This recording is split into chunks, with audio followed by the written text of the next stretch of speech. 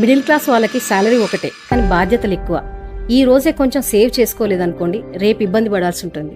ఎంత చిన్న శాలరీ అయినా సరే నెలకి ఒక 1000 రూపాయలు దాచుకోలేని పరిస్థితి కాదు కదండి. ఎవ్రీ మంత్ ఒక 1000 రూపీస్ డిజిటల్ గోల్డ్ లో ఇన్వెస్ట్ చేయండి. ఇది స్మాల్ అమౌంట్ లో గోల్డ్ కొనడానికి ఒక మంచి ఆప్షన్. మీకు ఏదైనా ఎమర్జెన్సీ అయిందనుకోండి, ఏ ప్లాట్ఫామ్ లో కొన్నారో అదే ప్లాట్ఫామ్ లో సేల్ చేసి విత్డ్రా చేసుకోవచ్చు.